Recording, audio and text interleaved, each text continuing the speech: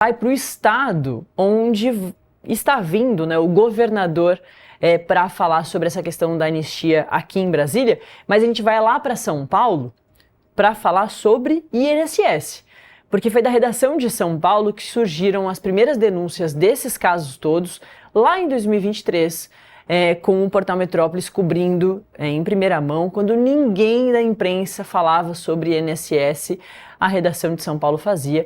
E é essa conexão que eu estou fazendo agora com a Valentina Moreira, nossa repórter, que estava aqui semana passada. Marília, Valentina, você já faz muita falta, viu? Muito bom dia. Bom dia, Natália. Então, eu tive o privilégio aí de acompanhar duas sessões da CPMI do INSS. Acho que é importante destacar, né, você começou a falar sobre o Metrópolis ter revelado.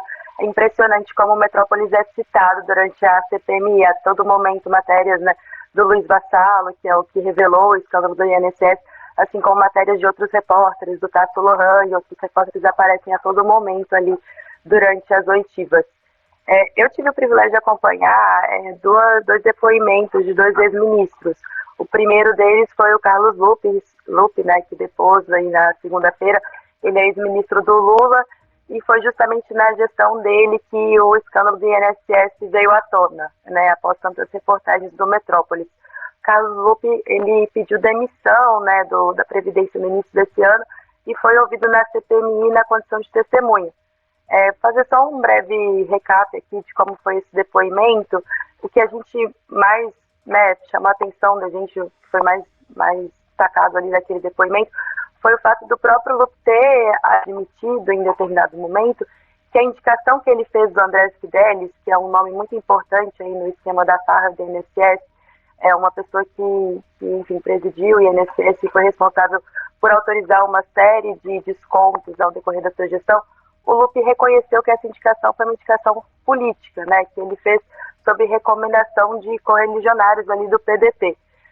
O depoimento do Lupe, ele também foi marcado pelo fato dele ter negado a todo momento de ter sido omisso. Ele também trouxe a questão da demissão dele, que ele mesmo pediu demissão, disse que aquilo teria acontecido por um motivo político, pela pressão que aconteceu, por ele estar à frente da Previdência no momento em que o escândalo, né, foi deflagrado. E, enfim, como eu disse, o mais interessante eu acho que é perceber como o Metrópolis é citado. Também tive a oportunidade de acompanhar o depoimento ali do ministro da época do Jair Messias Bolsonaro, que é o José Antônio Oliveira, né, que é conhecido aí, ele mudou de nome depois de um tempo, se chamou de Mohamed, que, enfim, ele é convertido ao islamismo, mas o Oliveira, como nós conhecemos ele, que foi o ministro da Previdência durante a gestão Bolsonaro, e que também é considerado como responsável, mas por estar à frente da responsabilidade em um momento muito chave aí para a farra do INSS. O depoimento do Oliveira foi muito diferente do Lupe, porque o Lupe, ele respondeu a várias questões ali, enquanto admitiu alguns pontos de fragilidade da sua gestão, enquanto o Oliveira adotou uma outra estratégia, que em vários momentos ele falou que não se lembrava. Também foi algo que aconteceu anteriormente, né, um período mais antigo do que o Lupe, que deixou o Ministério no início desse ano. E o depoimento do Oliveira também foi bem marcado por, em alguns momentos, ele ter se confundido, né, ter se contradizido. Tem um ponto importante que ele esteve no gabinete, né, do líder do MDB, do Baleia Rossi, esteve alocado nesse gabinete, já esteve alocado no gabinete de outros políticos. E ali, em alguns momentos, ele chegou a negar isso e depois se corrigiu. Então, foi um depoimento marcado por essas idas e vindas, assim. Tanto o Oliveira quanto o Lupe, eles fazem parte de uma lista de 10 ministros, ex-ministros, né, da Previdência, que devem ser ouvidos, porque a farra do INSS, como o Metrópolis já mostrou, ela atravessa várias gestões, ela não é particular nem da gestão do Jair Messias Bolsonaro, nem particular da gestão do Lula, mas atravessou diversas gestões e também é marcada por uma série de avisos e de momentos em que grandes autoridades, nomes de importância ali nas duas gestões, de terem tido conhecimento da existência desses descontos. A gente, inclusive, Natália, fez uma matéria aí que saiu no sábado, que é uma matéria que ganhou bastante destaque, que é a respeito do período em que o Jair Bolsonaro estava no poder, dos seus dois ministros, né, o Paulo Guedes e o Sérgio Moro, que eles foram, de alguma forma, noticiados, informados desse escândalo. Se você quiser contribuir, conversar, fazer alguma pergunta. Não, e você abriu, né, Valentina, falando desse privilégio, é um privilégio jornalístico, né, e a Valentina teve uma sorte jornalística de lá atrás combinar essa vinda aqui a Brasília, a Valentina que fica na nossa redação, na nossa super redação de São Paulo, e aí teve essa sorte jornalística porque marcou de vir a Brasília na segunda semana de setembro, que tinha, né, foi a semana mais importante até aqui da CPMI e do INSS por causa dos ministros da Previdência, de Jair Bolsonaro e de Lula, com ministros importantes, principalmente Carlos Lupe, né, assim como a Valentina nos reforçou, virou uma pessoa muito polêmica nesses casos todos, demorou a ser demitido e na verdade nem foi, né, pediu demissão, enfim. E aí, além da CPMI e do INSS, numa semana importante, a Valentina ainda teve o privilégio de acompanhar um julgamento histórico para a história das democracias, para a história da justiça brasileira, quando teve o reconhecimento e a condenação de um ex-presidente da República, condenado a 27 anos e 3 meses de prisão em regime fechado por golpe de Estado, por tentativa de abolição violenta ao Estado Democrático de Direito, por organização criminosa armada e outros crimes, além dos outros 7 condenados. E a Valentina, então, portanto, teve essa experiência de Brasília no mais quente possível. Mas Brasília é assim mesmo, viu, Valentina? Eu tenho certeza que a próxima vez que você passar por aqui também vai ser uma semana quente, porque mesmo na semana mais tranquilinha, alguma coisa acontece, alguém é preso, tem uma correria na Polícia Federal, alguma autoridade política vem a Brasília, enfim, sempre tem uma portaria quente e Brasília está de muitas portas abertas, inclusive a Acorda Metrópolis, tá? Participe sempre. Natália, eu vou aproveitar a sua fala, porque acho que o que foi mais impressionante, assim, porque além da condenação do Jair Bolsonaro, a CPMI realmente teve um momento de muita atenção, porque talvez as pessoas que estavam acompanhando ali o julgamento do Jair Messias Bolsonaro não tenham acompanhado tanto, a CPMI talvez tenha ficado um pouco ofuscada, mas foi uma semana especialmente agitada, porque além dos depoimentos do Carlos Lupe e do Oliveira, né, que são 2 ex-ministros de períodos políticos do presidente Lula e aí do ex-presidente Jair Bolsonaro, mas a gente também teve toda essa questão ligada ao careca do INSS, né? Eu estive em Brasília, até sexta-feira, e na sexta-feira de manhã, como vocês estavam falando mais cedo, o careca, o Antônio, foi preso. E a gente espera ouvi-lo hoje na segunda-feira. Um ponto que eu gostaria de falar, assim, que é muito interessante acompanhar a CPMI, porque ao longo das auditivas vão surgindo várias informações que os parlamentares aproveitam daquela situação para trazê-las a público, né?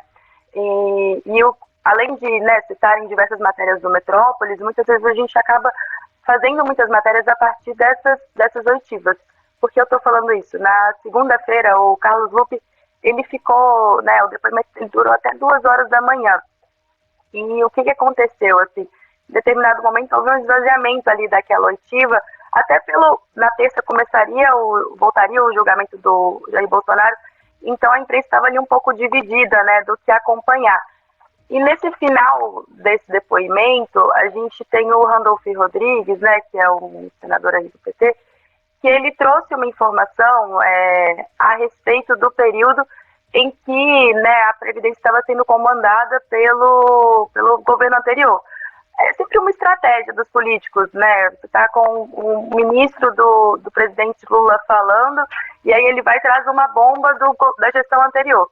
Mas ele disse isso próximo ali das 2 horas da manhã e acaba que a imprensa, de alguma forma, não recuperou essa informação.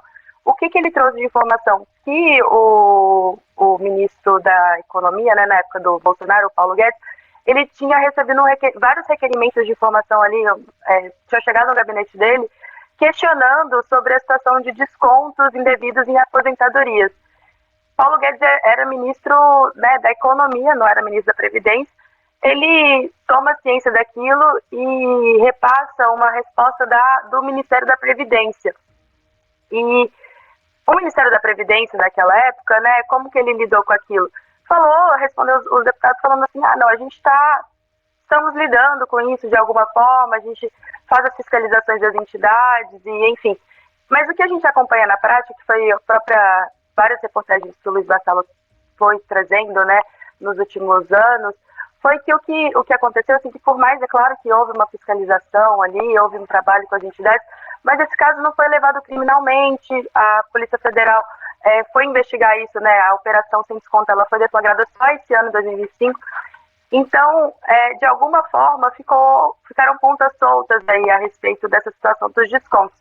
Quando a gente, né, ficamos sabendo disso, eu fiquei sabendo disso depois, acompanhando a oitiva ali, a informação que foi simplesmente dada ali 2 horas da manhã, e a gente foi atrás de entender, assim, quais outros ministros também ficaram sabendo disso, né? E a gente acabou descobrindo que o ministro da Justiça, o Sérgio Moro, também tinha sido informado. E por que o Sérgio Moro foi informado? Uma matéria do Arthur Rodrigues, que também é daqui da redação de São Paulo, mostrou que o PROCON de São Paulo, lá em 2019, ele vinha recebendo milhares de denúncias a respeito de descontos indevidos. E acho que eram mais de, se não me engano, né, o número mais acredito, mais de 14 mil denúncias de aposentados que estavam procurando o PROCON de São Paulo para falar que eles estavam recebendo essas denúncias, estavam recebendo esses descontos e que eles não conseguiam retirar esses descontos da folha de pagamento deles. E, naturalmente, procurando o PROCON. O diretor do PROCON São Paulo, o PROCON, ele é uma autarquia que é vinculada à Secretaria da Justiça estadual. E aí ele vai atrás do Ministério da Justiça, que nessa época era comandado pelo Sérgio Moro. O Moro, a gente teve acesso a um documento que mostra que ele se reuniu, né, com o diretor do PROCON de São Paulo, que foi levar essas denúncias, mostrar essa situação para o ministro, e junto com o presidente do INSS da época, e, enfim, outras entidades.